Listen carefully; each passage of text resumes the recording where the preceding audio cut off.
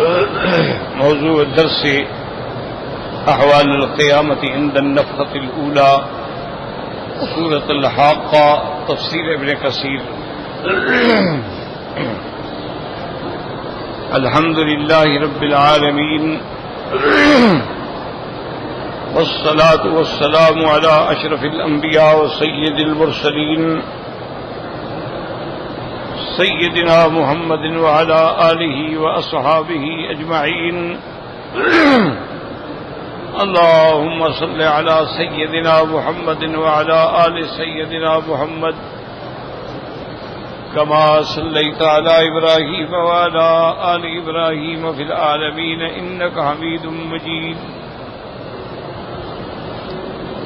أعوذ بالله من الشيطان الرجيم. بسم الله الرحمن الرحيم. فإذا نفخ في الصور نفخة واحدة وحملت الأرض والجبال فدكتا دكة واحدة ويومئذ وقعت الواقعة وانشقت السماء فهي يومئذ واهية والملك على أرجائها ويحمل عرش ربك فوقهم يومئذ ثمانية يومئذ تعرضون لا تخفى منكم خافية. اللہ تبارک و تعالی نے کلام مقدس کی یہ سورت مبارکہ میں ان آیات مبارکہ میں علامات قیامت کے بارے میں ذکر فرمایا ہے. جیسا میں نے عرض کیا تھا کہ اللہ نے قیامت کے اشرات علامات بیان فرمائے ہیں اور حضور صلی اللہ علیہ وسلم نے بھی بحکم خدا بیان فرمائے ہیں. پھر وہ علامات جو ہیں کچھ صغرا کہلاتے ہیں، کچھ علامات کبرا کہلاتے ہیں، یعنی چھوٹی علامتیں، بڑی علامت. اور اسی طرح کچھ علامات جو ہیں وہ اس وقت ظاہر ہوں گی جب سور پھونکا جائے گا، نفخۃ الاولیٰ. اور کچھ علامات یہ ہیں جو نفخے کے بعد ظاہر ہوں گی، اور پھر کچھ علامات وہ ہیں جو نفخہ ثانیہ کے بعد ہوں گی. کیونکہ یاد رکھیں کہ نفخہ جو ہے علماء مفسرین محدثین کرام فرماتے ہیں کہ دو نفخات ہیں.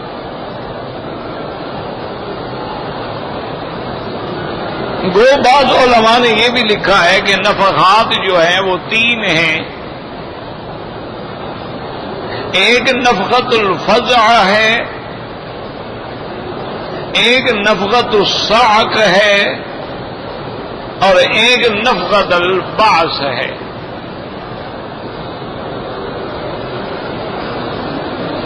تو انہوں نے فرمایا کہ تین نفخات ہیں. نفخ فی الصور ففزع من فی السماوات ومن فی الارض. فزع وہ کہتے ہیں کہ ایک نفخہ جو ہے وہ فزع کا ہے. اسی طرح نفخ فی الصور فصعق من فی السماوات ومن فی الارض الا من شاء اللہ. دوسرا صعق ہے. ثم نفخ فیہ اخری فاذا هم قیام ینظرون. یہ نفخۃ البعث ہے. تو بعض علماء فرماتے ہیں کہ تین سور پھونکے جائیں گے. لیکن یاد رکھیں کہ راجح قول جو ہے، جمہور کا قول جو ہے، مفسرین کا قول جو ہے وہ یہ ہے کہ نہیں، نفختین، دو نفخات ہوں گے. ایک نفخہ صعق ہوگا اور ایک نفخہ بعث ہوگا. انہوں نے فرمایا کہ جہاں لفظ آتا ہے نا ففزع، تو یعنی جب سور پھونکا جائے گا تو پہلی کیفیت گھبراہٹ، اس کے بعد ختم. تو ابتدا فضا ہوگی، انتہا ساک ہوگی، تو لہذا ایک ہی نفقہ ہے۔ اور دوسرا نفقہ وہ ہے کہ جب پھونکا جائے گا تو لوگ کھڑے ہو جائیں گے قبروں سے۔ تو یہ دو نفقے ہیں، اس کو کہتے ہیں نفخ فی الصور۔ یاد رکھو یہ ایمان کا حصہ ہے، یعنی اگر کوئی آدمی اللہ رسول کو مانتا ہو، قیامت کو مانتا ہو، لیکن سور کو نہ مانتا ہو، وہ بھی مسلمان نہیں ہوگا۔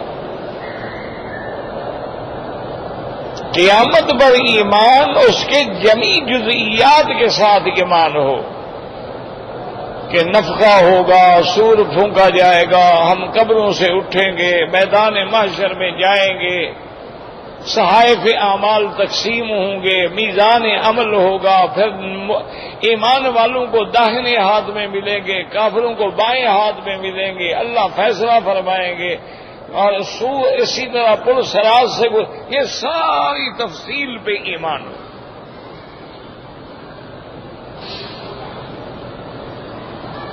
اب وہ سور کیا ہے جس میں پھونکا جائے گا؟ حضور صلی اللہ علیہ وسلم نے فرمایا ہے، حدیث مبارک میں آتا ہے کہ قرن ینفخ، وہ سور ایسے ہیں جیسے سینگ ہوتا ہے۔ یہ آپ نے دیکھا بھی ہوگا نا، یہ بعض ملنگ جو ہے نا وہ سینگ لے کے اس میں آوازیں لگاتے ہیں، لیکن وہ سینگ جو ہے، وہ قرن جو ہے، وہ تو اتنا بڑا ہے جیسے ما بین السماء والارض، جیسے آسمان و زمین کے درمیان فاصلہ۔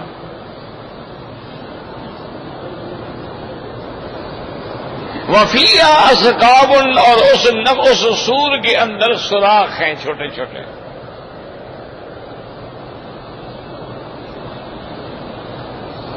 اور جب وہ سور پھونکا جائے گا تو اس سوراخوں سے وہ ارواح جو ہے وہ نکلیں گی اور سیدھا اپنے جسد میں پہنچے گی۔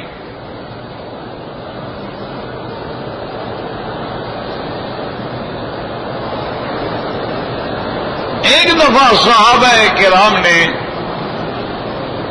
رضوان اللہ علیہم اجمعین نے حضور صلی اللہ علیہ وسلم کی خدمت میں عرض کیا کہ یا رسول اللہ، آپ ہمارے دین کے بھی بادشاہ ہیں، دنیا کے بھی بادشاہ ہیں، لیکن اتنا سادہ لباس ہے آپ کا،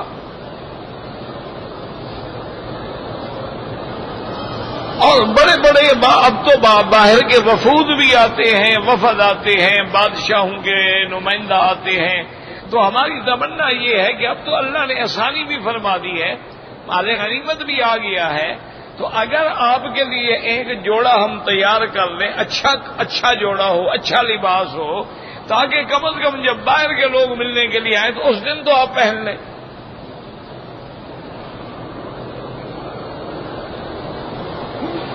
حضور صلی اللہ علیہ وسلم نے فرمایا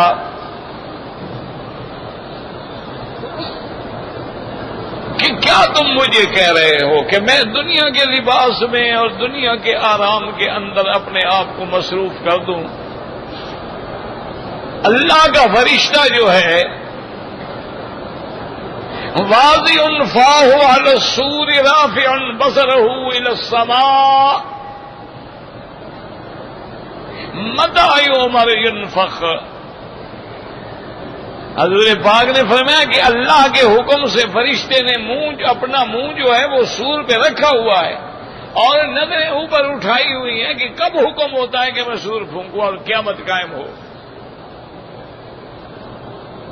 تو کوئی پتہ نہیں کہ قیامت کب قائم ہو جائے اور ہم اسی لباس میں رہیں۔ لباس کی کیا ضرورت ہے؟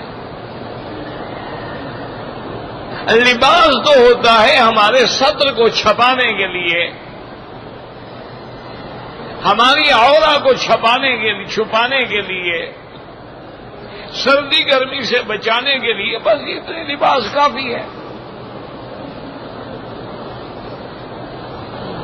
اسی لیے سرکار دو عالم صلی اللہ علیہ وسلم نے فرمایا جس بندے کو اللہ اپنے سر چھپانے کی جگہ بھی دے دے اور بدن چھپانے کے لیے کپڑا بھی دے دے اور ایک آدھا کوئی ملازم بھی مل جائے، وہ تو پھر بادشاہ ہوا نا۔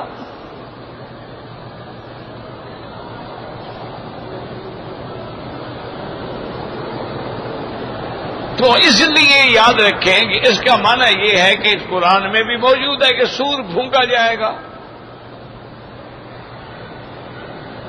اور ایک جگہ نہیں، اللہ نے کئی مقام یوم ينفخ في الصور فتأتون افواجا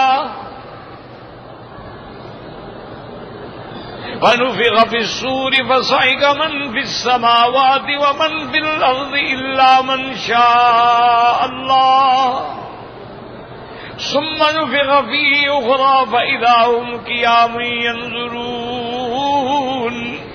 اور یہاں اللہ فرماتے فَإِذَا نُفِخَ فِي الصُّورِ نَفْخَةً وَاحِدَةً، تو سور تو پھونکا جائے گا. اب یہ ہے کہ جو ہمارے اعداء اسلام ہیں، ہمارے دشمن ہیں، کافر ہیں، ورنہ یہود و نصارہ بھی قائل ہیں آخرت کے، وہ جبھی جزئیات کے قائل نہیں ہیں، اپنے اپنی تعویلیں کرتے ہیں، لیکن مانتے تو ہیں کہ قیامت ہوگی.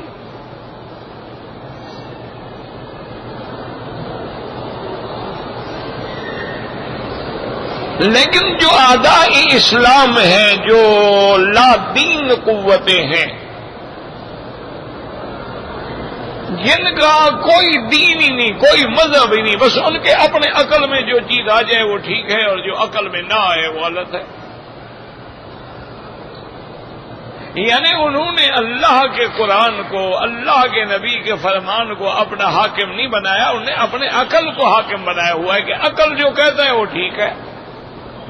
اور یہ بات ہمارے عقل میں نہیں آتی کہ سور پھونکا جائے گا اور کہاں آسمان ہے، کہاں فرشتہ ہوگا، وہاں سے پھونک مارے گا، اور پھر مردے جو ہیں وہ قبروں میں ہوں گے، کوئی دریاؤں میں غرق ہوں گے، کوئی کہیں جل گئے ہوں گے. وہ سور کیسے، وہ پھونک جو ہے وہ کیسے پہنچ جائے گی؟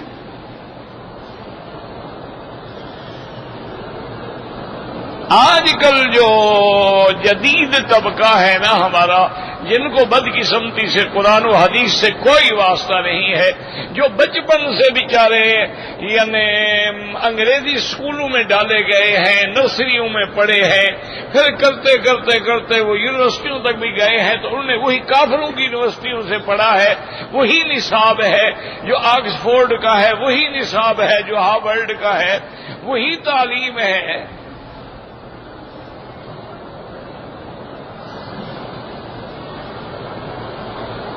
اسی لیے اکبر الہ آبادی نے، وہ ایک شاعر گزرے ہیں، وہ مزاح مزاح میں بڑی بات کہہ جاتے تھے. اسی لیے انہوں نے کہا تھا کہ اولاد کے بارے میں کہ کیسے بو آئے ماں باپ کے اطوار کی، کہ اولاد سے ماں باپ کے اثرات کیسے آئے. دودھ ہے ڈبے کا اور تعلیم ہے سرکار کی، تو پھر کوئی آدمی اپنے ماں باپ کے طریقے پہ کیسے چلے گا؟ اسی لیے آپ دیکھ لیں کہ ماں باپ جو ہیں وہ دین والے تھے، علم والے تھے، تہجد گزار تھے، اولادیں جو ہیں فرض بھی نہیں پڑھتے.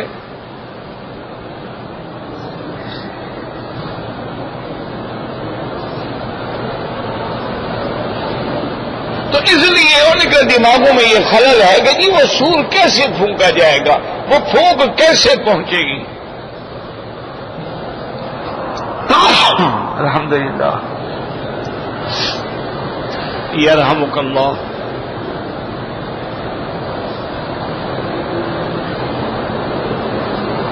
تو اب بات سمجھیں، تو میں نے عرض کیا تھا نا کہ اللہ تعالیٰ نے، اب آپ نے پہلے پڑھا ہے نا کہ قوم عاد کیسے ہلاک ہوئی، قوم سمود کیسے ہلاک ہوئی، قوم فرعون کیسے ہلاک ہوئی، قوم لوط کیسے ہلاک. تو یہ ایک نمونہ ہے نا، ایک مثال ہے نا، دکھایا کہ اگر میں یہ کر سکتا ہوں تو پھر یہ بھی کر سکتا ہوں. اگر قوم عاد کو میں برباد کر سکتا ہوں، سارے عالم کو کر سکتا ہوں. اگر لوط کی بستیوں کو اٹھایا جا سکتا ہے تو ساری زمین کو بھی اٹھایا جا سکتا ہے. تو اللہ اس کا نمونہ دکھلاتے ہیں. اب یہی دیکھ لیں کہ پھونکا جائے گا، بھئی پھونک کیسے اثر کرے گی، اس کا بھی اللہ نے نمونہ دکھلا دیا کہ بی بی مریم علیحدہ بیٹھی ہوئی ہیں، اللہ کا فرشتہ انسان کی شکل میں آتا ہے،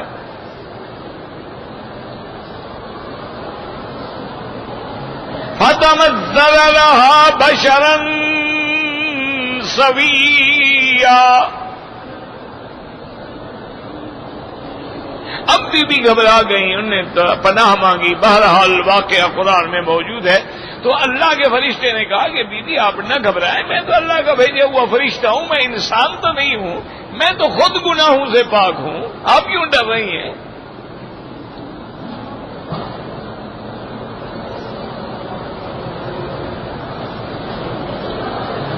اب اللہ نے حکم دیا اور حضرت جبریل علیہ السلام نے پھونک ماری.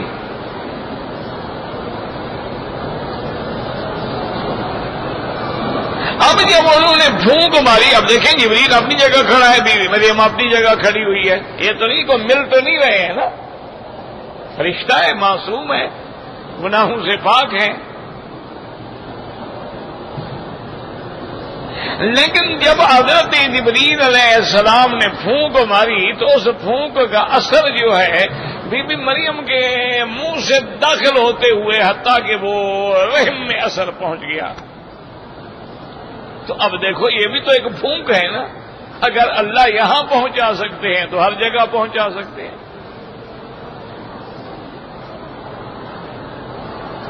اسی طرح اللہ نے یہ نمونہ بھی دکھایا کہ حضرت عیسیٰ علیہ السلام کو اللہ نے معجزہ دیا تھا. وہ مٹی کے پرندے بنا لیتے تھے، مٹی کا چھوٹا پرندہ بنا لیا، کوئی چڑیا بنا لی، کچھ بنا لیا، کوئی مینا بنا لی. فَتَنفُخُ فِيهَا فَتَكُونُ طَيْرًا بِإِذْنِ اللَّهِ. اب حضرت نوح علیہ حضرت عیسیٰ علیہ السلام جو ہے اس میں پھونک مارتے وہ پرندہ بن کے اڑ جاتا. تو پھونک میں اثر آ گیا کہ نہیں آ گیا؟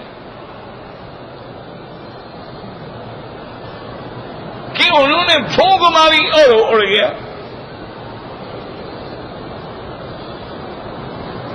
اب اسی طرح لادین قوتوں کو ایک اشکال ہوتا ہے کہ دیکھو جی جو مردے ہیں، جو مر گئے، وہ تو کوئی مشرق میں دفن ہے، کوئی مغرب میں دفن ہے، کوئی شمال میں دفن ہے، کوئی جنوب میں دفن ہے، تو کہاں کھڑے ہو کے سور پھونکا جائے گا کہ ہر کسی کو وہ آواز جو ہے وہ پہنچ جائے، نفع پہنچ جائے؟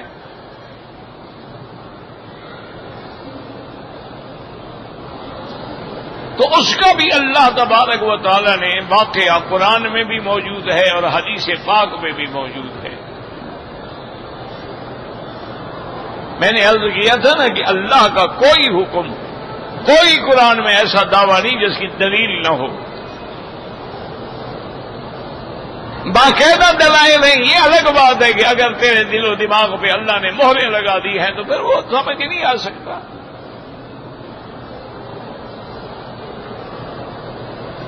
اب قرآن مقدس میں بھی یہ آیت موجود ہے اور حدیث پاک میں بھی ہے کہ جس رات میرے مدنی نے، میرے محبوب نے، محبوب دو عالم صلی اللہ علیہ وسلم نے ہجرت فرمانی تھی اور اپنے گھر سے باہر جانا تھا تو اپنے بستر پہ حضرت علی رضی اللہ تعالی عنہ کو سلایا اور انہیں حکم دیا کہ تم میری چادر اوڑھ لینا، کیونکہ آپ کو بتلا دیا گیا تھا کہ آپ کے گھر کے باہر جو ہے وہ کافروں نے باقاعدہ تقریباً 60 قریش کا نوجوان مسلح جو ہے پورے گھر کو گھیرا دے کے کھڑا ہے.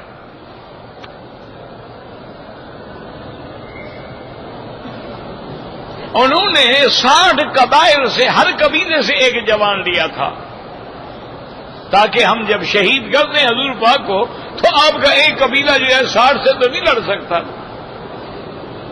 تو لہذا نیت میں راضی ہو جائیں گے، ہم پیسے دے دیں.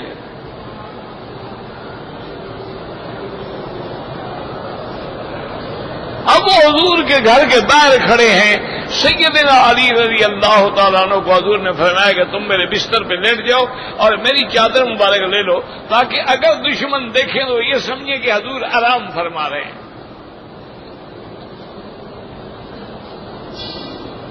تو اسباب پر عمل کرنا جو ہے یہ بھی حکم خداوندی ہے. دیکھیں نا، ورنہ اگر اللہ چاہتے تو معراج پہ حضور پاک براق پہ جا سکتے ہیں اور ہجرت کے لیے براق نہیں بھیجا جا سکتا، تھک جائے گا. آسمانوں پہ جا سکتے ہیں، مدینے پاک نہیں جا سکتے، لیکن امت کو پھر سبق کون پڑھائے گا؟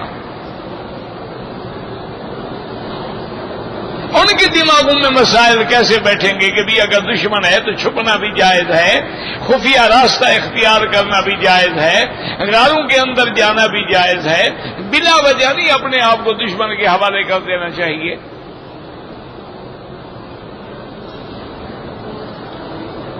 اور ہر دنیا میں ہر قسم کے لوگ موجود ہیں ماشاءاللہ۔ بعض حضرات نے حضرت علی رضی اللہ تعالیٰ عنہ کے بستر پہ سونے سے ایک دلیل بنا دی، دیکھو جی حضور کے بستر پہ علی لیٹا ہے تو حضور کے بعد تخت خلافت جو ہے وہ علی کا حق ہے، ابو بکر کہاں سے آ گیا؟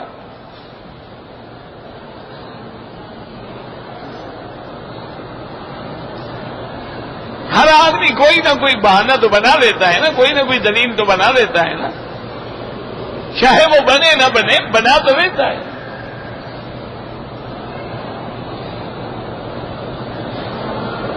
وہ ایک مولوی سے کسی نے پوچھا تھا جی کہ 11ویں کے بارے میں یہ وہابی ہمیں بڑا تنگ کرتے ہیں، کوئی ہمیں بتا دے مہربانی کر کے کہ 11ویں کے بارے میں قرآن شریف میں حدیث پاک میں کوئی بیان ہو۔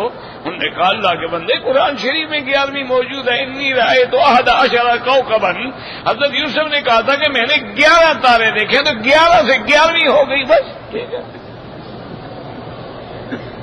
آگے جاہل بیٹھے ہوتے ہیں کہتے ہیں سبحان اللہ ماشاءاللہ۔ دیکھو جی کمال ہے، بزرگوں کی کتنی بڑی گہری نظر ہے کہ انہوں نے قرآن سے 11ویں ثابت کر دی۔ اب وہاں بھی بولیں پتہ لگے، یہ کسی نے نہیں کہا کہ کتنا بڑا جاہل ہے۔ 11ویں تو عبد القادر جیلانی کی ہے، یہ تو یوسف علیہ السلام کا قصہ ہے، یہ تو ہزاروں سال ان کے پیدا ہونے سے بھی پہلے کا واقعہ، اس کا 11ویں سے کیا تعلق ہے؟ حضرت تو اتنا بڑے جھوٹے ہیں کہ اللہ کے قرآن میں تحریف کر کے کافر بن رہے ہیں۔ وہ کہتے ہیں سبحان اللہ جی، کیسے دلیل لائے ہیں جی؟ دیکھو جی 11ویں ثابت ہو گئی نا۔ اب اس کا کیا علاج ہے؟ بستر پہ سونے سے خلافت ثابت ہوگی؟ اوے اللہ کے بندے، ایک بستر پہ اگر حضور کے بستر پہ اگر علی سوتا ہے یہ بڑی بات ہے، یا جس کے سینے پہ خود محمد سوتا ہے وہ بڑی بات ہے؟ یہاں تو بستر پہ بٹھایا، حضور کو سیدنا صدیق نے تو اپنی پشت پہ اٹھا کے غار میں لے جا کے سینے پہ لٹایا۔ یہ محض باتیں ہوتی ہیں، جھوٹی باتیں ہوتی ہیں، اللہ ہدایت عطا فرما دے، ورنہ یہ مسائل ان باتوں سے ثابت نہیں ہوتے۔ ہمیشہ یاد رکھو قرآن قرآن ہے، حدیث حدیث ہے، اجماع ہے، قیاس ہے، وہاں یہ من گھڑت قصے نہیں چلتے۔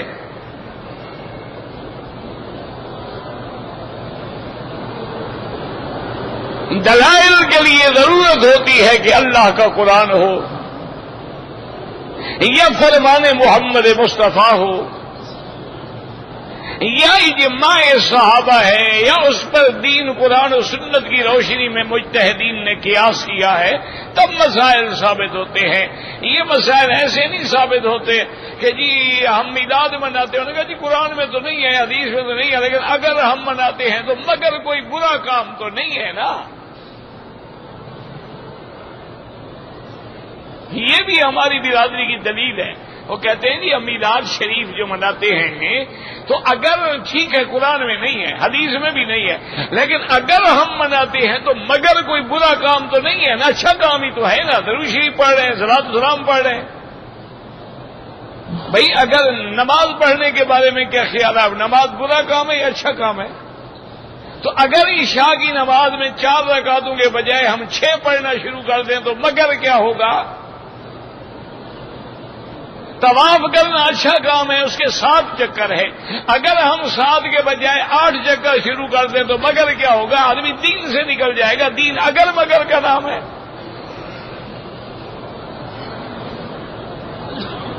بس جاہلوں کو پریشان کرنے کے لیے ویسی باتیں کرتے ہیں، اور آگے بھی جاہل برادری بیٹھی ہوتی ہے۔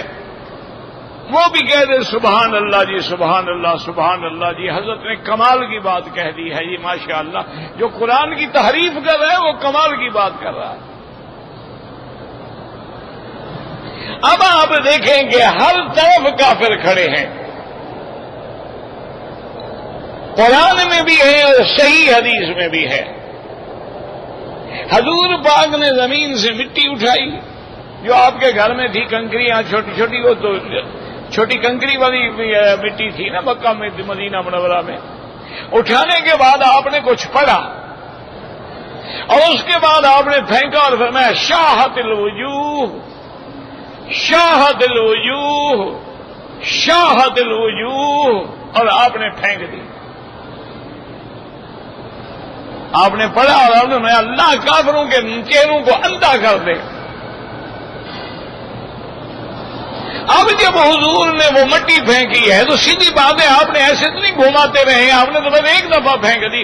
اللہ نے فرمایا وَمَا رَمَيْتَ إِذْ رَمَيْتَ وَلَٰكِنَّ اللَّهَ رَمَىٰ۔ اللہ نے فرمایا میرے مدنی آپ نے نہیں پھینکی، اسباب کی حد تک آپ نے پھینکی ہے، سب کی آنکھوں میں تو میں نے پہنچائی ہے۔ تو اب ثابت ہو گیا نا، چاہے ایک طرف پھینکو، اللہ چاہے تو سب کی طرف پہنچ سکتا ہے۔ چاہے اسرافیل ایک دفعہ کھڑا ہو کے رسول آپ پھونکے، لیکن وہ آواز، وہ نفخ جو ہے وہ ہر جگہ پہنچ سکتا ہے۔ وَمَا ذَلِكَ عَلَى اللَّهِ بِعَزِيزٍ، اللہ کے آگے کیا مشکل ہے؟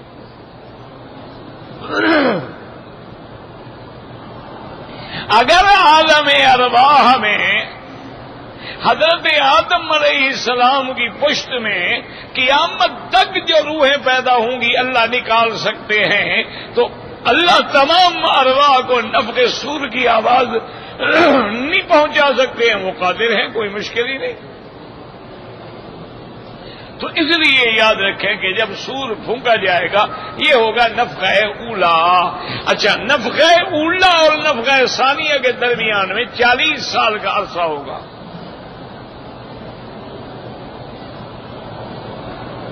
اچھا، 40 سال کا کیا مانا؟ 40 سال تو تب ہوں نا جب چاند سورج ہو، دن رات ہوں۔ وہ تو جب نفخہ اولا ہوگا آسمان بھی پھٹ گئے، چاند بھی گر گئے، ہر چیزیں ختم ہو گئی۔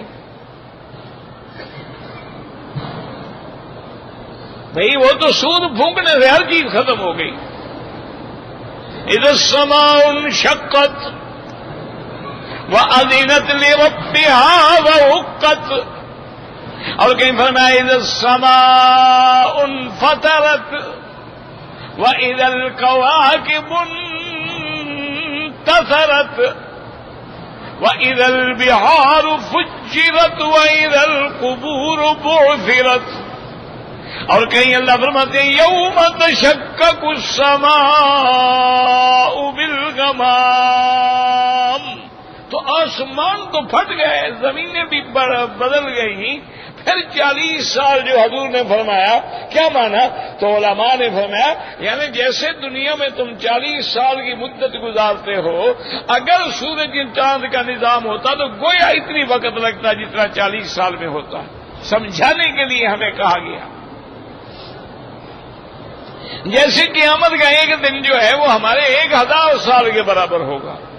بھئی اب قیامت کا دن الگ ہے، وہاں چاند سورج الگ ہیں، وہاں زمینیں الگ ہیں، وہاں نظام ہی الگ ہے۔ تو ہمارے سمجھانے کے لیے کہا گیا کہ تم جیسے 1000 سال کی مدت کا اندازہ کر لو، وہاں ایک دن جو ہے وہ 1000 سال کے برابر ہوگا۔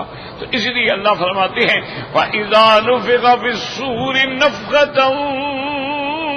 واحدہ، ایک دفعہ سور پھونکیں گے اور نتیجہ کیا نکلے گا اللہ عالم، پورا نظام عالم ختم ہو جائے۔ اللہم ثبتنا علی الایمان، اللہم ارزقنا حسن الختام۔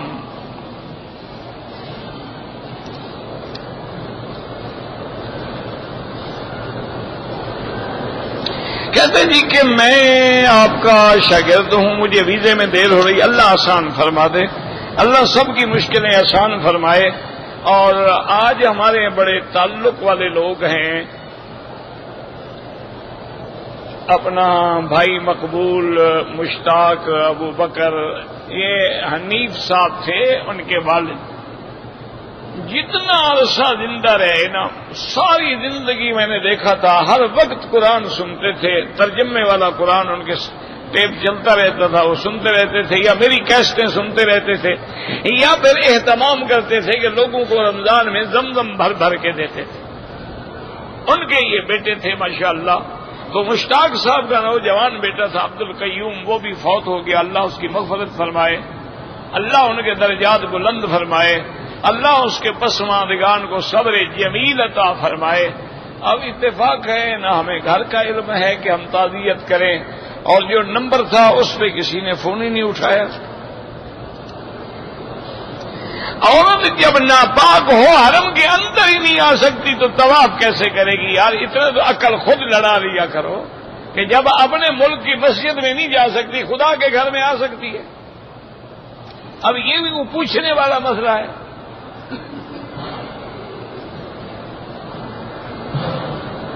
کہتے تھے کہ غیر مذہب لوگوں سے تعلقات رکھنا، غیر مذہب سے کافروں سے دلی تعلق نہ ہو۔ لا تتخذوا عدوی وعدوکم اولیاء، ان کو دوست نہ بناؤ۔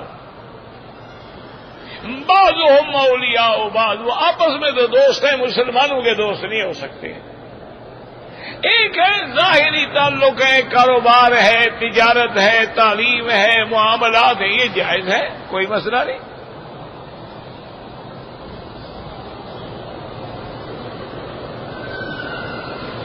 بھائی میرے بھائی، داڑھی کے نیچے جو ہے یا خط بنانا یہ جائز ہے۔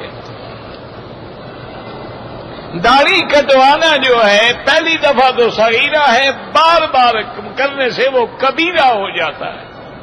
جب گناہ کبیرہ ہو جائے تو کرنے والا فاسق و فاجر ہو گیا۔ داڑھی جو کٹوائے اس کو کبھی امام مسجد نہ بنوائیں۔ جو لوگ باہر سے آئے ہیں یا مکے میں رہتے ہیں، مکے میں رہتے ہوئے طواف افضل ہے۔ اگر اذان ہو رہی ہو، آدمی آیا السلام علیکم کہہ سکتا ہے، کوئی بات نہیں ہے۔ اگر گھر کے اندر فریم میں قرآنی آیات لکھی ہوئی ہیں، کوئی حرج نہیں۔ مسجد میں بیٹھے ہوئے داڑھی میں کنگھی کر سکتا ہے، نہ کرے تو بہتر ہے۔ اگر کسی متعلقہ عورت کی عدت سے پہلے نکاح پڑا جائے، بالکل نہیں ہوگا۔ عدت گزرنے کے بعد دوبارہ نکاح کرو اور توبہ بھی کرو۔ الحمدللہ، یرحمک اللہ، یہدینا و یہدیکم۔ اللہ کی شان دیکھیں۔ اگر آدمی کو یعنی جیسے وہ کہتے ہیں نا جی، ابائی آئے تو کہے لا حول ولا قوت، لیکن چھینک آئے تو کہے الحمدللہ۔ یہ ایک بڑا راز ہے، بڑی نعمت ہے۔ اب ڈاکٹر کہتے ہیں یہ چھینک آنے سے آدمی جو ہے فالج کے حملے سے بھی بچ جاتا ہے، اس کو برین ہیمریج نہیں ہوتا۔ اس لیے اللہ نے کہا الحمدللہ، شکر کرو اللہ کا، اللہ نے تمہیں بڑی بلا سے بچا لیا ہے۔ اچھا، اور جو سنے وہ بھی کہے یرحمک اللہ، کہ اللہ تم پر ہے، وہ کہ یار اللہ مجھ پر ہی رحم، لیکن یہ ہدینا ہو، یا اللہ ہم سب کو ہدایت دے۔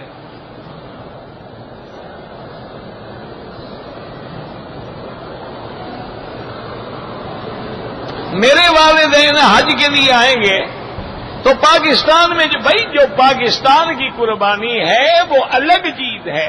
حج پہ نہ آئے کریں گے کہ نہیں کریں گے؟ وہ الگ ہے، حج کی بکری الگ چیز ہے۔ کیا عمرہ کر سکتے ہیں؟ پتہ نہیں، میں سمجھ نہیں، مسجد عائشہ کر سکتے ہیں جی۔ اگر والدین سنت پر چلنے سے منع کریں تو ایسے والدین کی قطعاً بات نہ مانیں۔ لا طاعت مخلوق فی معصیت الخالق، جو اللہ کی نافرمانی کا حکم دے اس کی بات کبھی نہ مانیں۔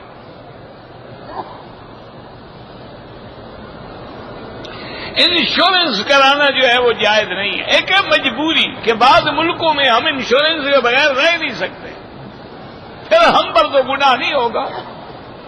ورنہ آمدن خود کرائے بالکل نہ کرے.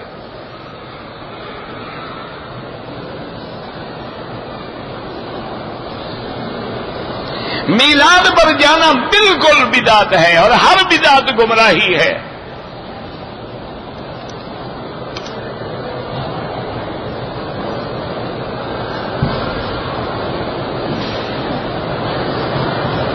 میرے بھائی نے نکاح کیا تھا، رخصتی نہیں ہوئی تھی، بیوی یعنی ابھی اپنے والدین کے گھر میں ہے، جھگڑا ہو گیا.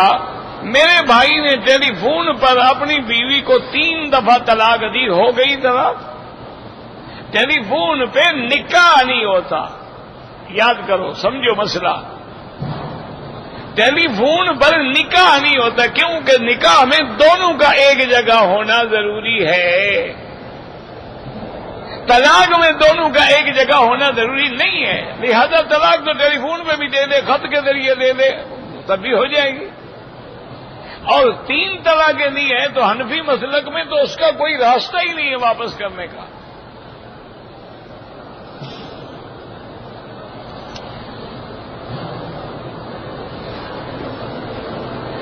کہتے کہ ایک مولوی صاحب نے کہا تھا مسجد عائشہ سے عمرہ درست نہیں ہے. کوئی آپ کیوں جھگڑے میں پڑتے ہیں؟ امام ابو حنیفہ رحمۃ اللہ علیہ، امام شافعی رحمۃ اللہ علیہ کے نزدیک جائز ہے، اور حنابلہ فرماتے ہیں کچھ ضرورت ہے تو عمرہ کرے ورنہ نہ کرے.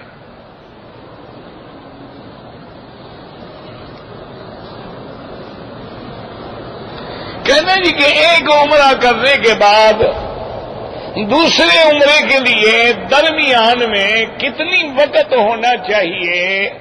دیکھو میرا بھائی، اصولی بات یہ ہے کہ آدمی دونوں عمروں کے درمیان میں اتنا فاصلہ ضرور کرے کہ بال نکل آئے. لیکن اگر حالات ایسے ہیں، مثلا آج آدمی آیا، اس نے عمرہ کیا، کل وہ مدینہ شریف چلا گیا، پرسوں پھر مدینہ منورہ سے واپس مکے آ رہا ہے، تو اب میقات احرام تو اس نے باندھنا ہے، تو پھر وہ عمرہ کر سکتا ہے، بال چاہے نہ بھی ہوں پھر بھی اس طرح پھروائے گا. لیکن اگر آدمی خود عمرہ کرنا چاہتا ہے تو اس کو چاہیے کہ درمیان میں اتنا وقفہ ہو کہ بال پیدا ہو جائیں. اور دوسری بات یاد رکھیں کہ عمرہ ہو یا حج ہو، مردوں کے لیے افضل یہ ہے کہ پورے سر پہ اس طرح پھروائیں. اسی کو قرآن پاک نے بھی پہلے ذکر فرمایا محلقین رؤوسکم ومقصرین، بال مڈانے والے اور کترانے والے. حضور پاک نے بھی 3 دفعہ دعا مانگی، اللہم اغفر للمحلقین. حج کے بعد آپ نے فرمایا اللہ جنہوں نے سر پہ اس طرح پھرایا ان کی بخشش فرما. صحابہ نے عرض کیا وللمقصرین یا رسول اللہ، جنہوں نے بال کٹوائے ہیں ان کے لیے بھی دعا فرما دے. آپ نے پھر دعا کی تو فرمایا جنہوں نے اس طرح پھروایا ہے ان کے لیے مغفرت فرما. صحابہ نے پھر عرض کیا، فرمایا اللہم اغفر للمحلقین، اللہ اس طرح پھرانے والوں کی مغفرت فرما. چوتھی دفعہ آپ نے فرمایا اللہم اغفر للمقصرین، یا اللہ جنہوں نے بال کٹوائے ہیں ان کی بھی مغفرت فرما. تو مسئلہ سمجھیں کہ افضل یہ ہے کہ سارے سر پہ اس طرح پھروایا جائے. اگر آپ کے بال بڑے ہیں، مثلا اتنے بڑے ہیں، تو چوتھا حصہ بالوں کا سارے سر کا کٹوایا جائے، یہ نہیں کہ ٹک لگائے جائیں. یہ تو صرف امام شافعی رحمت اللہ علیہ فرماتے ہیں کہ 3 بال بھی کٹ جائیں تو احرام کھل جائے گا. لیکن باقی سارے ائمہ کے نزدیک یہ ضروری ہے کہ یا سر پہ اس طرح پھروائیں یا کم از کم جتنے بال ہیں اس کا چوتھا حصہ کٹ جائے.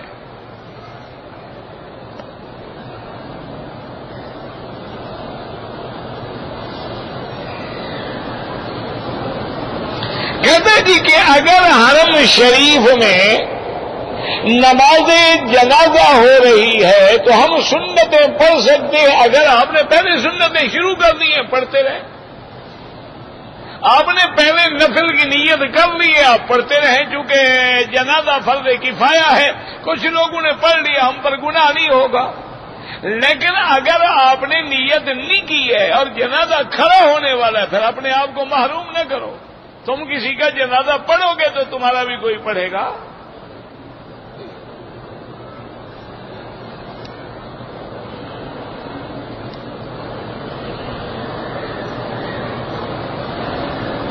ایک آدمی نے حج پہ گیا تھا.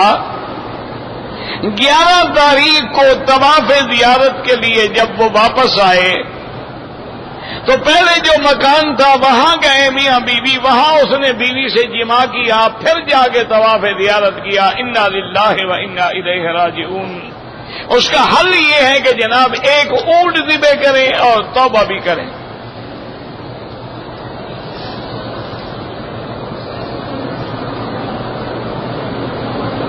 جو آدمی عمرہ کرے, عمرہ کرنے سے حج فرض نہیں ہوتا. ابھی ہمیں اجازت ہی نہیں ملتی, ہمارے بس میں ہی نہیں ہے.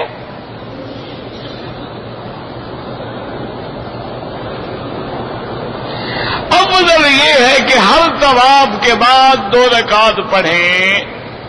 اگر کسی نے 2-3 طواف اکٹھے کر کے بعد میں پڑھ لی وہ بھی جائز ہے, لیکن افضل یہی ہے کہ ہر طواف کے بعد جو ہے 2 رکعت پڑھیں. ہاں حنفی مسلک والے حضرات جو ہیں وہ عصر کے بعد چونکہ اوقات مکروہ نماز نہیں پڑھتے, وہ طواف کرتے ہیں, مغرب کے بعد پڑھ لیں. لیکن افضل وہی ہے کہ ہر طواف کے بعد جو ہے وہ 2 رکعت پڑھی جائے.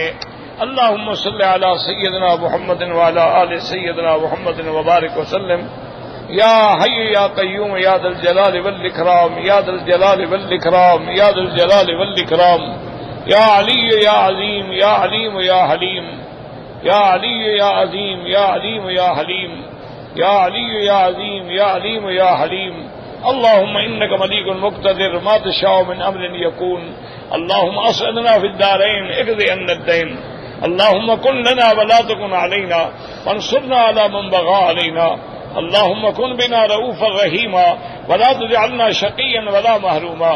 اللهم لا تجعل مصيبتنا في ديننا ولا تجعل الدنيا اكبر همنا ولا مبلغ علمنا. اللهم لا تسلط علينا بذنوبنا من لا يخافك فينا ولا يرحمنا. یا اللہ عالم اسلام کی عزت و غلبے کا فیصلہ فرما. یا اللہ بلاد اسلامیہ کی حفاظت فرما. یا اللہ اس بلد الامین کو قیامت تک ہر فتنے سے محفوظ فرما. یا اللہ بیماروں کو شفا عطا فرما, بے حیاؤں کو حیا عطا فرما, بے دینوں کو دین عطا فرما, بے اولادوں کو اولاد عطا فرما, جن کی اولادیں ہیں ان کو صالح بنا, بے روزگاروں کو روزگار عطا فرما, قرض داروں کے قرض ادا فرما, جن کے گھروں میں بچیاں ہیں ان کے رشتے خیر سے نصیب فرما. یا اللہ ہمیں مانگنا بھی نہیں آتا, بغیر مانگے عطا فرما. یا اللہ اپنے دین کے کام کرنے والوں کی قدم قدم بے حفاظت فرما. یا اللہ مسلمان جس ملک میں ہیں ان کی جان مال آبرو عزت کی حفاظت فرما.